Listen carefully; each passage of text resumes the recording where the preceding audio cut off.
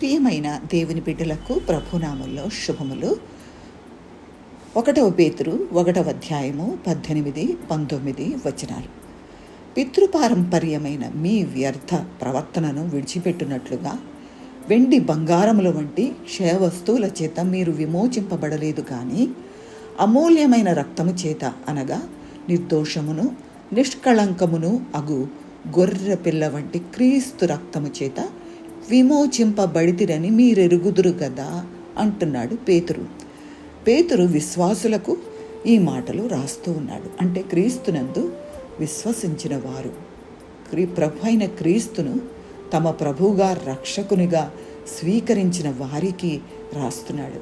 ఇలా దేవుని రక్షకునిగా స్వీకరించక మునుపు మనందరిలో ఉన్నది ఈ వ్యర్థమైన పితృపారంపర్యమైన జీవితం. పితృపారంపర్యమైన అనే ఒక ప్రవర్తన మనలో ఉంది.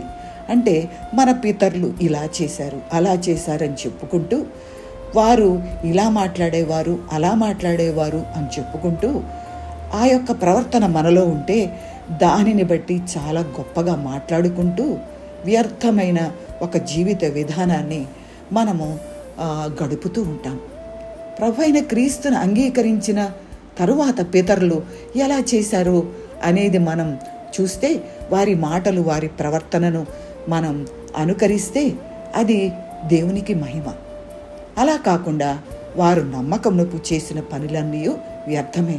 అంతేకాకుండా జ్ఞాని అయిన సొలొమోను ఎంతో చేశాడు, ఎన్నో పనులు చేశాడు, ఎంతో పొందాడు. తాను పొందిన రాచరికం, తాను పొందిన సుఖభోగాలు అన్నీ మరి అనుభవించిన తర్వాత తనకి ఎటువంటి ఆనందం లేదని, అదంతా వ్యర్థమని ప్రసంగి గ్రంథంలో రాస్తూ ఉన్నాడు. తాను చేసిన పనులన్నీ, వాటి కొరకే తాను పడిన ప్రయాస అంతయు వ్యర్థమైనదని ఆయన నిదానించి వివేచించి చెబుతూ ఉన్నాడు. ఒకడు గాలికై ప్రయాసపడినట్టుగా నాకు కనబడుతుంది అంటున్నాడు.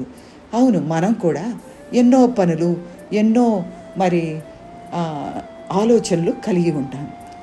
దేవునికి ప్రార్థించడానికి సమయం దొరకదు, దేవుని వాక్యాన్ని ధ్యానించడానికి సమయం దొరకదు, దేవుని గురించి సాక్ష్యం ఇవ్వడానికి సమయం దొరకదు. కానీ ఎన్నో పనులు కల్పించుకొని ఖాళీ లేకుండా, తీరిక లేకుండా ఉంటాం. అలా ఉంటే ఏ మాత్రం ప్రయోజనం లేదని మనం గ్రహించాలి. మనలో ఒక అర్థాన్ని, మనకు ఒక ప్రయోజనాన్ని కలిగించే దేవుని వైపు తిరిగి దేవునికి లోబడి మన యొక్క జీవితాన్ని బాగు చేసుకుందాం. దేవుని స్తోత్రం. ఆమేన్.